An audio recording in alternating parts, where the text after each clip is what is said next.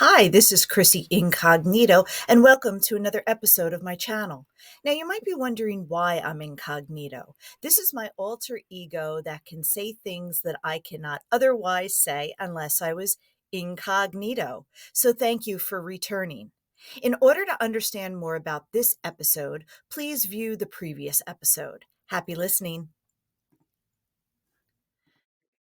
So that always, stuck with me that,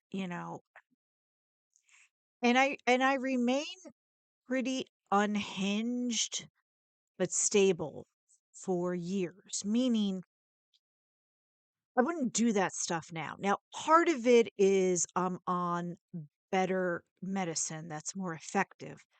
And part of it is that you have to reflect on how you are and who you are and what basically you want to waste your energy on. And so some of it has to do with age, and then some of it has to do with medication, the proper medication, and some of it has to do with recognizing that my behavior was completely unacceptable. So there was a lot of reflection I did with my time with Brian. Brian had no way of knowing that.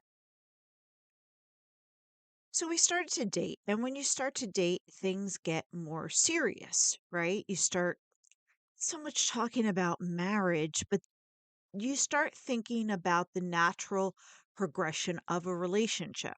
So if you're with someone and it's kind of working and you're going down that road and the next, especially when you're young, right?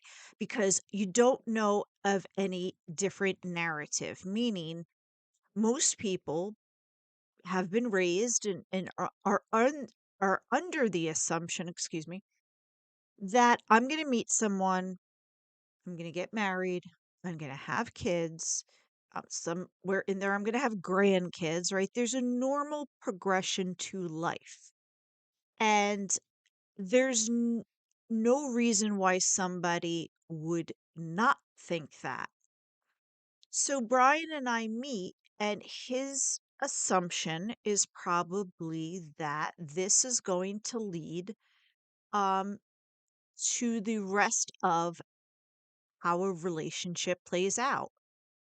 So although we didn't talk about marriage per se because we knew we were still in school, we knew we were young. So that wasn't really, it was just, I don't want to say it was a given, but if you stay with someone for years and then after you finish school, you get engaged, and after the engagement is finished, you get married, and after the wedding is finished, then somewhere you have kids. So I remember we were hanging out with kids in his family. And I said to him, now I was maybe about like 20 or something, I don't know, 20, 21. And I said to him, I don't want children. And I feel really bad because he probably did not know what to do with this information. This did not fit a standard narrative of life, of like especially just like a normal life, right? A leads to B, leads to C, leads to D. So we never really talked about it because I don't think he knew what to make of it.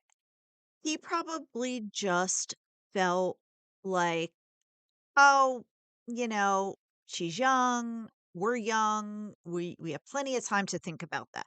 There's no time to really spend arguing or something like that. I was always very candid with the fact that I did not want children. And that's going to be another episode probably entitled No Children Here.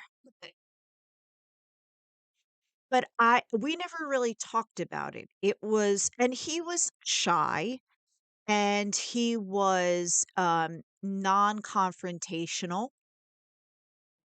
So there really and we were young, so there really wasn't any talk about it. So our relationship continued and it just played out. We were in school. Um, we were doing the whole school thing and we had a relationship. There was no real intimacy. And I'm sure he did not know what to do with that. We never really talked about it. It was, well, the assumption was if anything happened, I was to get pregnant, right? I really wasn't thinking anything beyond that. Intimacy equals pregnancy. And I had already been there with that whole situation with Michael.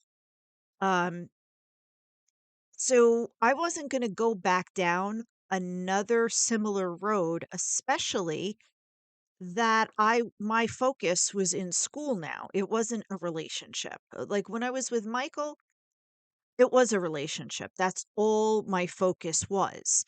It was our relationship, us together. But with Brian, it was more like, well, you like my company, I like your company. We're in a relationship. We're trying to get our lives together. I just remember one of the things that he had said to me was, "Do you find me attractive?"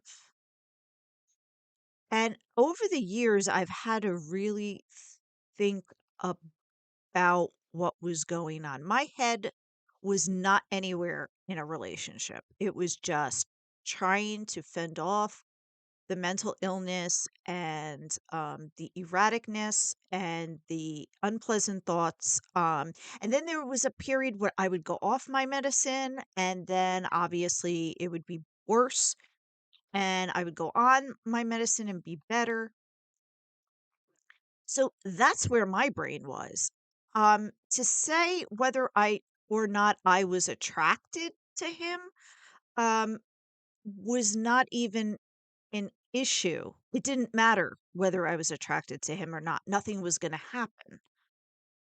And I think him not really understanding or being having a lot of experience with relationships, he knew he knew the standard things. Okay, so this was 94, 95, 96.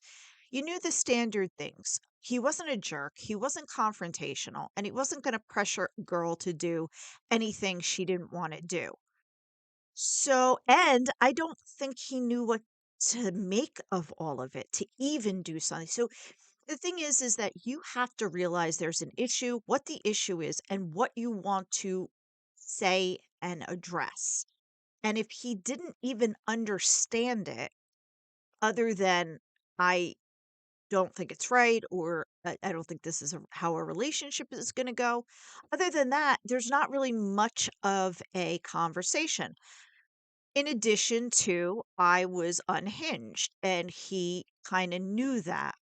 Um, so I look back on the relationship now and I would so appreciate it if he came back into my life. Um, and I was more stable the way I am now, or I try to be now.